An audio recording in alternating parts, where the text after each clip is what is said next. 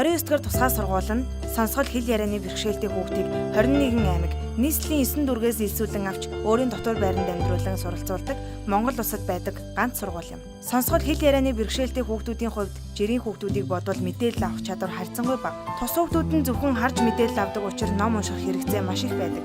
Тийм учраас бид уг төслийн уралдаанд 29-р тусгай сургуулийн сурагчдын дотор байрны нэг өрөөг номын сан болгонд өгч болно.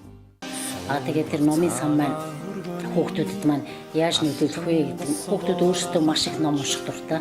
Яаж нөлөөлөх вэ гэхээр хүүхдүүд маань тэрийг хараад үзээд өөрсдөө бас энэ өөрсдийнхөө үеийн хүүхдүүдийг хараад тэднэртэй адилхан ингэж уншиж чадахгүй ч гэсэн хараад тэр зургийг хараад өөрсдөө бас тэр дохоо зангаагаараа тэрийг мэдрээд нэг нэгэндээ бас тэр дохоогоороо хэлж өгөөд ингэж ойлгох байгаа. Тэгэхээр одоохондоо бид нар яг тэгж хүүхдүүдэд тогтчулж өгч чадахгүй байгаа нь бас бидний ингээд нэг төсөв мөнгөний тийм одоо гачигдалт төсөв мөнгө бас хөрөлцөхгүйгээсээ болоод бид нар одоо хүүхдүүдэд яг тэр юунд нь хэмжээнд нь хүргэж бас тийм хурдан хугацаанд ингэж тогтчулж өгч чадахгүй байна.